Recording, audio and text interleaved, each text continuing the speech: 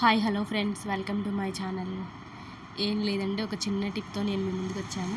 మనకి ఎప్పుడైనా జాకెట్లు కట్ చేసేటప్పుడు పొరపాటున చినిగి కట్ అయిందనుకోండి, మనం తెగ ఆలోచిస్తూ ఉంటాం దాన్ని ఎట్లా కవర్ చేయాలి ఏమి అని అనుకుంటూ.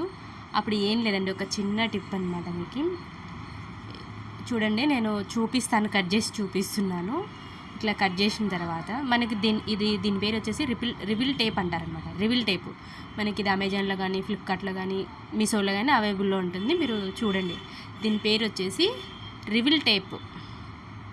దీనికి మనకి ఎంతైతే కావాలో అంత కట్ చేసేసుకుని, దాన్ని మనకి బ్లౌజ్ ఉందనుకోండి, ఇదంటే ఉల్టా సీదా లేదు కాబట్టి నేను ఎటైనా పెట్టి చూపిస్తున్నాను. మామూలుగా బ్లౌజ్ అనుకోండి, మనకి ఉల్టా వైపు పెట్టేసి దానిపైన దీన్ని ఎక్కడైతే చినిగిందో దాని దగ్గర అది పెట్టేసేయాలన్నమాట. అది ఉంది కదా, రివిల్ టేప్ను కట్ చేసినది పెట్టేసుకోవాలి.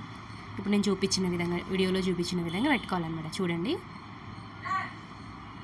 అలా కొంచెం దగ్గరగా అనుకొని ఆ రివిల్ టేప్ ఉంది కదా, దానిపైన వేసేసుకోవాలన్నమాట.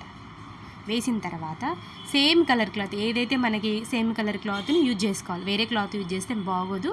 సేమ్ కలర్ క్లాత్ని యూజ్ చేసుకొని సేమ్ ఆ రివిల్ టేప్ మీద పెట్టాలన్నమాట. రివిల్ టేప్ మీద అలా పెట్టేసి కొంచెం మనం ఐరన్ని కొంచెం వేడి, మరీ ఓవర్గా కాదు, కొంచెం లైట్గా వేడి చేసుకొని ఐరన్ని దానిపైన మనం ఐరన్ చేసుకోవాలి. ఇట్లా ప్రెస్ చేయాలన్నమాట. అది ఎట్లా ఉంటుందంటే, ఆ రివిల్ టేప్ అనేది కొంచెం గమ్ములాగా ఉంటుంది. కొంచెం వేడి తగిలేసరికి అది కరిగిపోతుంది అనమాట. ఇక్కడ చూడండి, వీడియోలో చూపించట్టు అతుక్కుపోయిందనమాట. అది అలాగా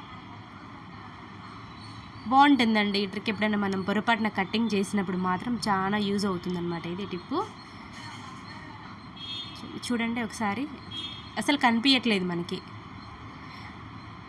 చిన్న ఎప్పుడన్నా ఘాట్లు పడినప్పుడు మాత్రం మనకు బాగా యూజ్ అవుతుందన్నమాట. మీరు ఐరన్ చేసేటప్పుడు మాత్రం కొంచెం జాగ్రత్తగా చేయండి. మరి ఓవర్ వీటి పెట్టినారంటే అది మొత్తం కట్ అయిపోతుంది. ప్లీజ్ మన ఛానల్ ఫస్ట్ టైం చూసినట్టే సబ్స్క్రైబ్ చేసుకోండి.